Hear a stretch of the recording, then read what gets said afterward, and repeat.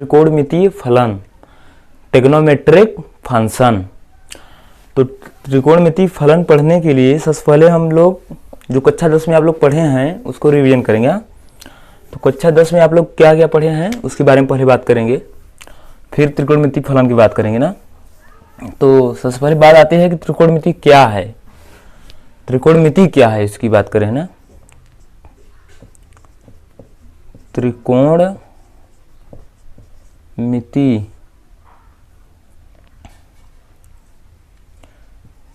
क्या है?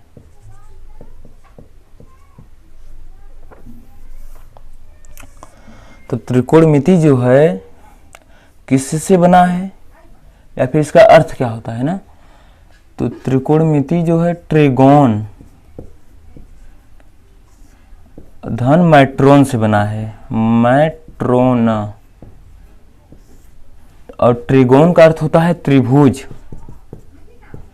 ट्रिगोन का अर्थ होता है त्रिभुज, और धन मैट्रोन का अर्थ होता है मापना। यानी कि इन दोनों को मिलाकर सोचेंगे तो क्या होगा, त्रिभुज की भुजाओं को मापना।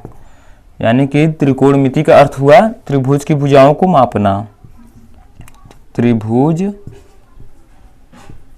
की भुजाओं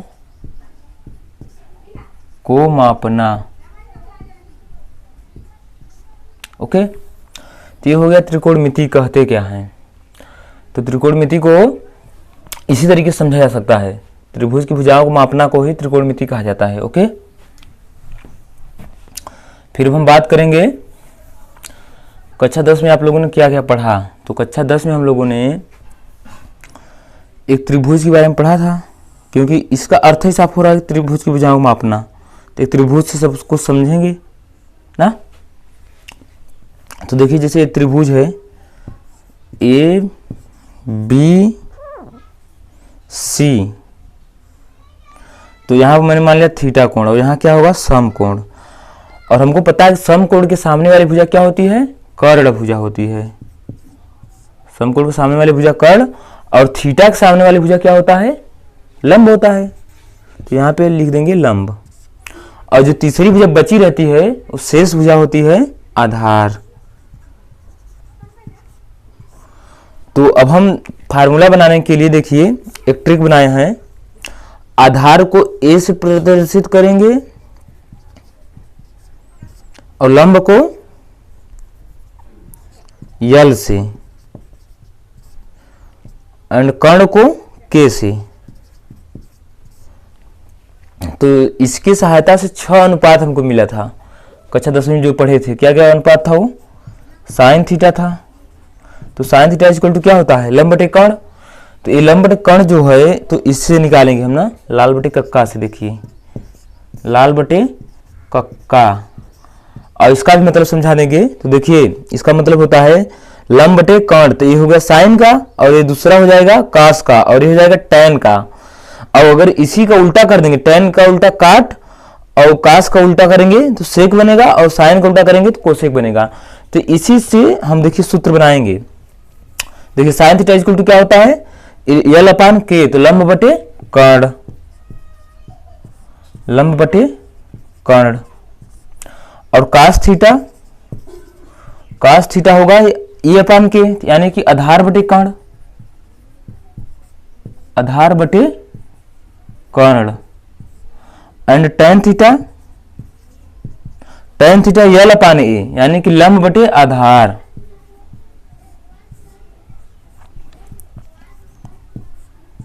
अब इसी का उल्टा करिए तो क्या मिलेगा हमको, काट थीटा मिलेगा। तो काट थीटा यहीं लिख दे रहे हैं, देखिए काट थीटा। तो क्या हो जाएगा, आधार बटे लंब हो जाएगा, आधार बटे लंब। और इसका उल्टा करेंगे तब कास का उल्टा होगा, और कास का उल्टा क्या होता है, सेक। तो सेक थीटा इक्वल टू हो जाएगा कर्ण बटे आधार। तो इसका हो गया कर्ण बटे आधार।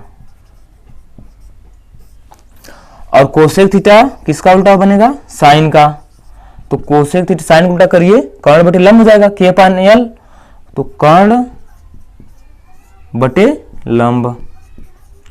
तो ये 6 अनुपात जो है हम कक्षा 10वीं क्लास में पढ़ चुके हैं और कुछ फार्मूला भी पढ़े हैं, उसकी भी बात कर रहे हैं। तो जो फार्मूला पढ़े थे हम लोग, वो फार्मूला क्या था? Sine square theta plus cos square theta equal to 1। तो इससे 2 फार्मूला मिलेगा। कौन कौन मिलेगा? एक मिलेगा 1 minus cos square theta equal to क्या हो जाएगा? Sine square theta. तो देखिए इसको आप ध्यान समझिए, अगर साइन को यहीं रहने दें और इसको उस तरफ कर दें तो ये बनेगा ना, वह प्लस है तो उस तरफ जाएगा माइनस हो जाएगा, तो 1 माइनस कास स्क्वायर थीटा बनेगा और इक्वल टू इस तरफ क्या बचा रहेगा? Sine square theta. तो वहीं बना 1 minus sine square theta equal to 1 minus cos square theta equal to sine square theta. तो इसी तरीके से बनेगा 1 minus sine square theta equal to cos square theta. तो ये इस सूत्र से बने दोनों। और एक सूत्र और था, दूसरा नंबर, ये मान लीजिए पहला था और दूसरा क्या था? 1 प्लस टेन स्क्वायर थीटा। तो 1 plus tan square theta equal to क्या होता है? सेक स्क्वायर थीटा होता है। तो सेक स्क्वायर थीटा, तो इससे भी 2 फार्मूला मिलेगा हमको। तो एक मिलेगा sec square theta minus tan square theta equal to 1 और एक मिलेगा sec square theta minus 1 equal to tan square theta. और एक तीसरा फार्मूला था 1 plus cot square theta equal to क्या मिलेगा? Cosec square theta. और इससे भी 2 फार्मूला मिलेंगे, जो है 1 minus cosec square theta minus 1 equal to क्या मिलेगा? कॉट स्क्वायर थीटा मिलेगा। Cosec square theta minus 1 equal to cot square theta. और एक बनेगा cosec square theta minus cot square theta equal to 1 मिलेगा। तो ये 3 फार्मूला से 6 फार्मूले और एक्स्ट्रा मिल गए, यानी कि कुल मिलाकर के 9 फार्मूला बने। तो इस फार्मूले को भी कक्षा 10वीं क्लास में पढ़ चुके हैं। और कक्षा 10वीं में क्या पढ़े हैं? पाइथागोरस प्रमेय पढ़े हैं। तो पाइथागोरस प्रमेय की बात करेंगे। प्रमेय में हम लोग पढ़े थे कर्ण का स्क्वायर इक्वल टू लंब का स्क्वायर प्लस आधार का स्क्वायर, या कर्ण इक्वल टू क्या मिलेगा? कर्ण इक्वल टू मिलेगा, यहीं रूट में हो जाएगा, लंब का स्क्वायर प्लस आधार का स्क्वायर।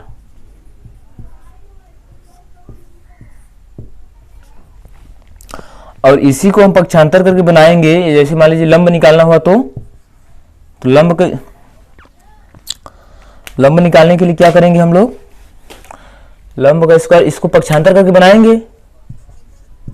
लंब इक्वल टू मिलेगा हमको कर्ण का स्क्वायर माइनस आधार का स्क्वायर।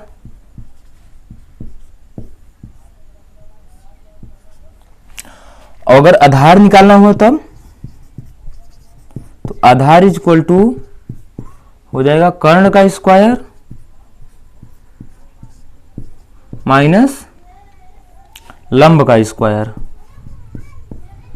तो ये जो है 3 फार्मूला मुख्य रूप से हमको मिले।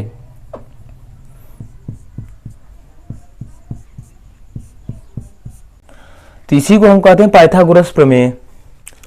तो इन कोण का डेफिनेशन लिखिए, यदि किसी उभयनिष्ठ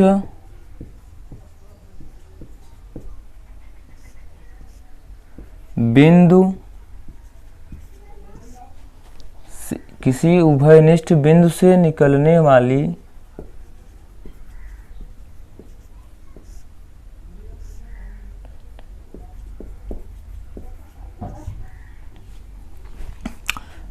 वाली किरण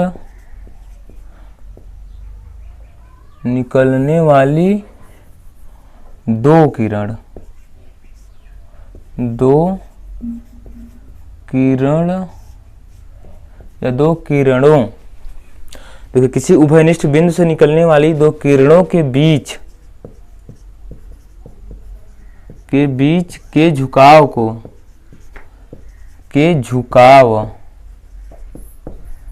को कोण कहते हैं।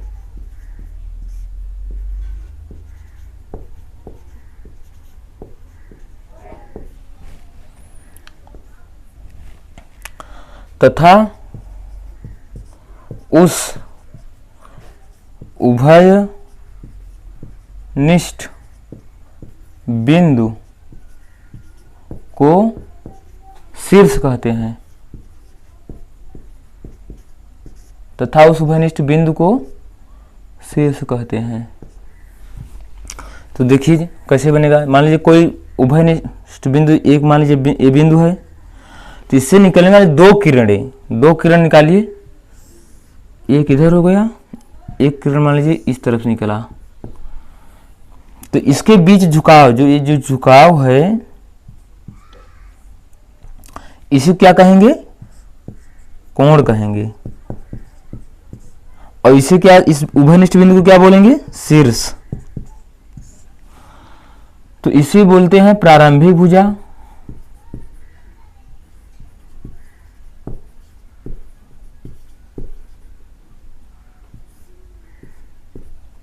और इसे अंतिम भुजा।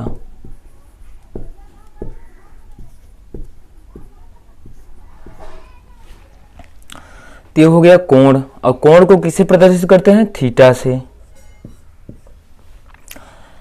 तो अब हम, ये हो गया कोण। तो अब कोण की मापना, कोण को कितने प्रकार से मापा जा सकता है, या फिर यूनिट बोलते हैं उसको।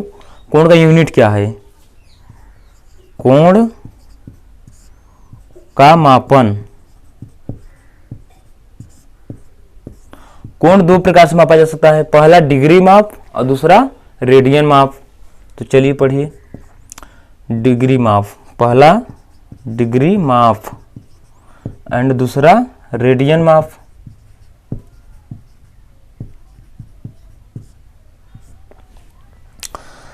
तो सबसे पहले हम बात करेंगे डिग्री माप की। डिग्री माप क्या होता है?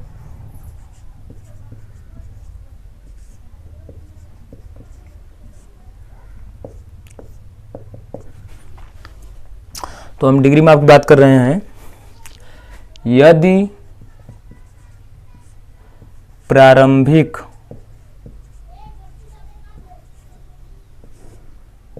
भुजा से अंतिम भुजा का घुमाव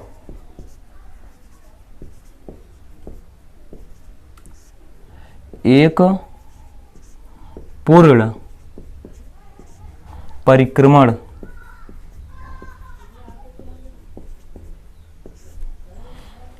परिक्रमण का 1/360वां भाग,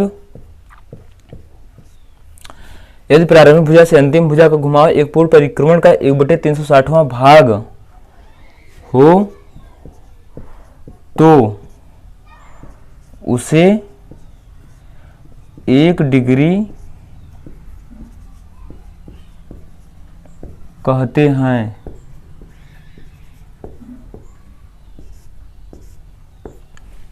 देखिए, जैसे मान लीजिए प्रारंभिक भुजा ये हो गई। प्रारंभिक भुजा से घुमाव का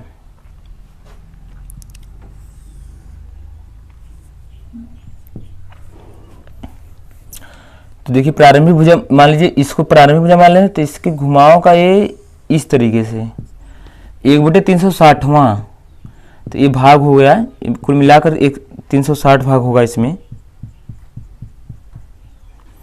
तो यहाँ पे जो बनेगा 1 डिग्री, इसे कहेंगे 1 डिग्री कोण। तो 1 डिग्री इज इक्वल टू कितना होता है? 1 डिग्री इक्वल टू था 60 मिनट। तो इसको प्रदर्शित किसे करेंगे, एक को इस डिग्री से प्रदर्शित करते हैं और मिनट को 60 मिनट की जगह पे यहाँ एक डैश लगा देंगे ना। और यहीं एक और बात कर ले रहे हैं, एक मिनट अगर है तो उसके बराबर कितना 60 सेकंड होना चाहिए। तो 60 सेकंड, तो सेकंड को किससे प्रदर्शित करेंगे, तो एक मिनट इज इक्वल टू होगा 60 सेकंड। सेकंड को डबल डैश लगा देंगे ना। तो ये हो गया डिग्री माप का कोण, कोण का डिग्री माप हो गया। अब इसके आगे बात कर रहे हैं अब हम रेडियन माप की। तो रेडियन माप में देखिए,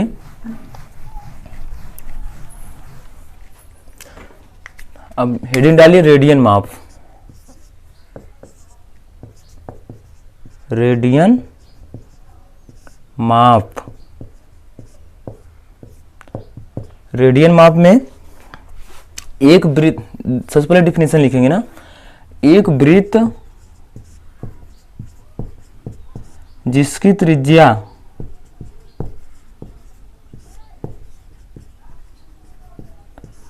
एक इकाई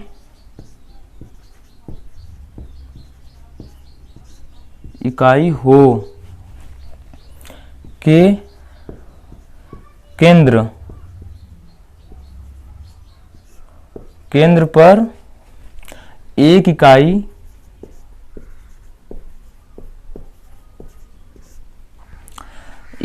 लंबाई के चाप द्वारा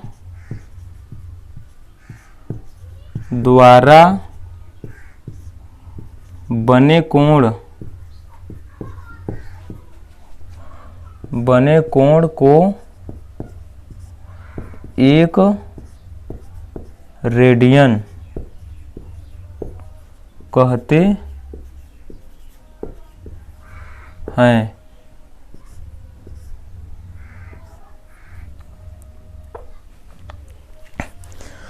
तो देखिए रेडियन माप किसे कहते हैं, एक वृत्त जिसकी त्रिज्या एक इकाई हो के केंद्र पर एक इकाई लंबाई के चाप द्वारा बने कोण को एक रेडियन कहते हैं। जैसे देखिए मान ली कोई वृत्त है, एक इकाई त्रिज्या का, एक इकाई त्रिज्या हो गया, मान लिया एक इकाई है, और उसके एक इकाई लंबाई के चाप द्वारा एक इकाई यहां भी मान लिया,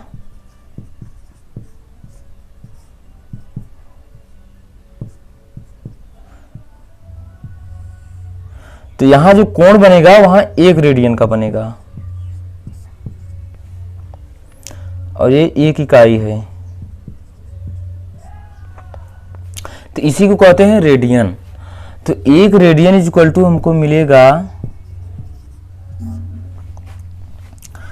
180 बटे पाई, या लगभग 57 डिग्री 16 मिनट निकटतम मिलेगा, लगभग या निकटतम,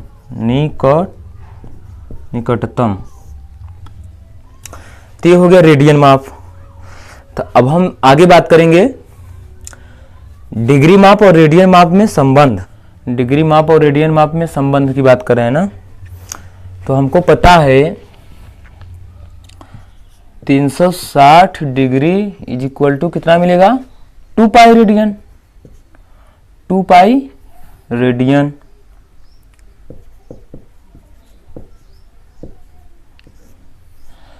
तो 1 डिग्री इज इक्वल टू कितना मिलेगा, 2 पाई बटे 360 रेडियन।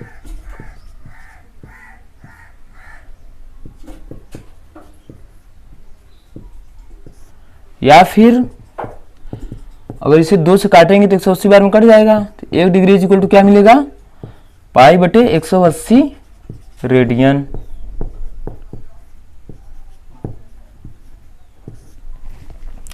तो ये मिला मान लीजिए हमको 1 डिग्री इज इक्वल टू। तो इससे अगर हम सूत्र बना सकते हैं तो इससे क्या मिल सकता है, तो डिग्री माप इज इक्वल टू हो सकता है, डिग्री माप इज इक्वल टू क्या मिलेगा, डिग्री माप हो जाएगा 180 बटे पाई इंटू रेडियन माप, रेडियन माप और एक दूसरा सूत्र मिलेगा, रेडियन माप इज इक्वल टू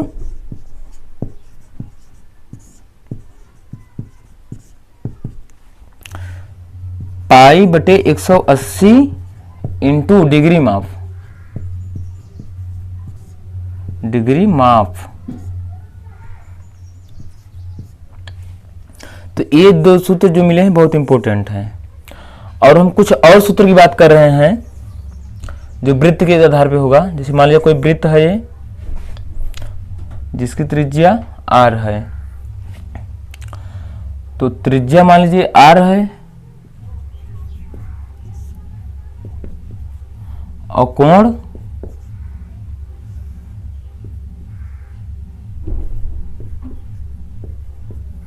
कोण क्या है, थीटा, और चाप क्या है, यल। तो व्यास, सबसे पहले व्यास की बात करें। व्यास बराबर होता है 2 गुणित त्रिज्या, यानी कि 2 इंटू आर। और एक सूत्र और हमको होता है, कोण बराबर क्या होता है, कोण बराबर होता है चाप बटे त्रिज्या। चाप बटे त्रिज्या, तो कोण को थीटा से प्रदर्शित करते हैं और चाप को यल से और त्रिज्या को आर से। तो एक सूत्र ये मिला। और इसी को अगर पक्षांतर करके बनाएंगे तो चाप बराबर क्या मिलेगा, चाप बराबर मिलेगा कोण इंटू त्रिज्या। कोण इंटू त्रिज्या, तो चाप को यल से और कोण को थीटा से इंटू त्रिज्या को आर से। तो ये 2-3 सूत्र मिले हैं जो इसको हमको याद रखना है ना। तो ये प्रश्नावली का पहला क्वेश्चन है। तो चलिए इसको हल करिए। जैसे पहला नंबर लीजिए, 25 डिग्री।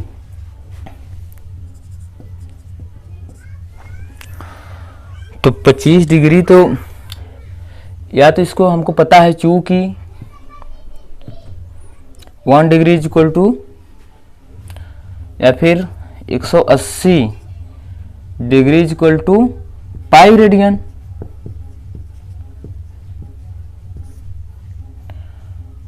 तो 1 डिग्री इज इक्वल टू कितना मिलेगा, पाई बटे 180 रेडियन।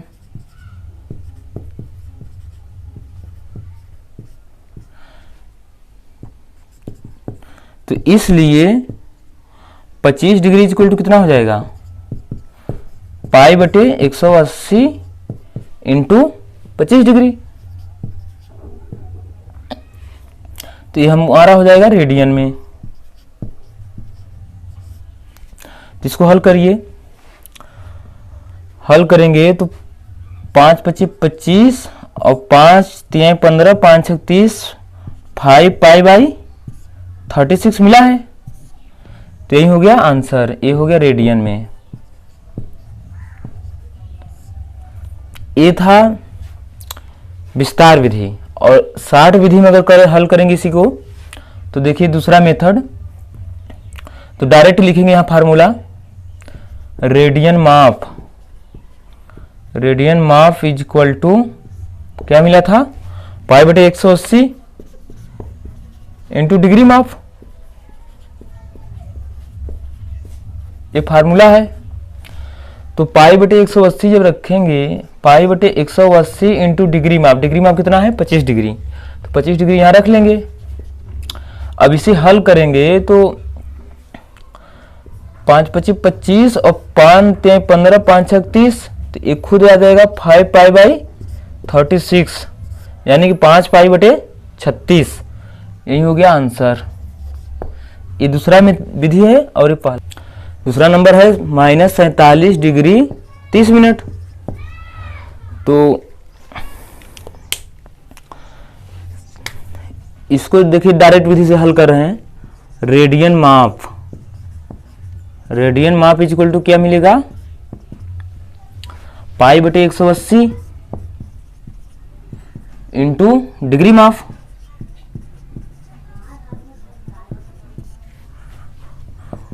तो रखिए पाई बटे 180 इंटू डिग्री माप। तो डिग्री माप है -47 डिग्री 30 मिनट। तो इधर अब मिटा दे रहे हैं आगे। तो पाई बटे 180 और ये हो जाएगा 30 मिनट का मतलब कि आधा डिग्री हुआ। तो आधा डिग्री क्या लिख सकते हैं 47 डिग्री इंटू 1/2 या फिर ये पूरा का डिग्री बना सकते हैं। तो इसको हल करेंगे अगर तो पाई बटे 180 इंटू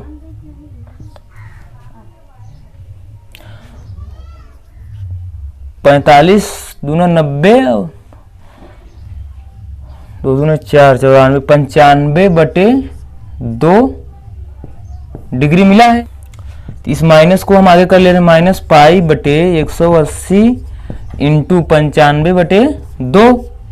तो 5 से काटिए इसको, 5 का 5 और बचा 4 तो 5 9 45 और फिर 5 इसको भी काटे 36 बार में कटेगा। तो अब इसे हल कर लीजिए -19 पाई बटे 36 दूना 72 ये हो गया रेडियन।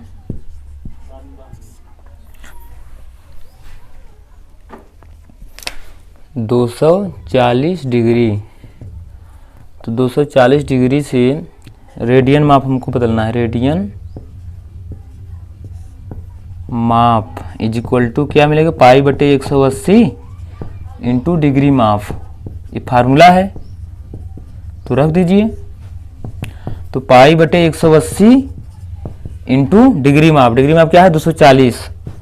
तो 240 ऐसे हल करिए। हल करेंगे तो 0 0 कैंसिल हो जाएगा। तो पाई बटे 18 इंटू 24। तो काटिए इसको 6 चौके 24 छत्रिक 18 तो 4 पाई बाई 3 मिला। तो ये हो गया आंसर। ये रेडियन माप है। अब बात कर रहे हैं चौथे नंबर की। तो चौथा नंबर देखिए 520 डिग्री दिया है। तो सूत्र हमको मिला है रेडियन माप इक्वल टू क्या मिला है रेडियन माप इज इक्वल टू पाई बटे 180 इंटू डिग्री माप। तो पाई बटे 180 इंटू डिग्री। तो डिग्री है 520। तो इसे हल करेंगे तो 0 से 0 कैंसिल। 0 कैंसिल करना है यहाँ पे। तो क्या बचा पाई बटे 18 गुणित 52। तो इसको काटिए।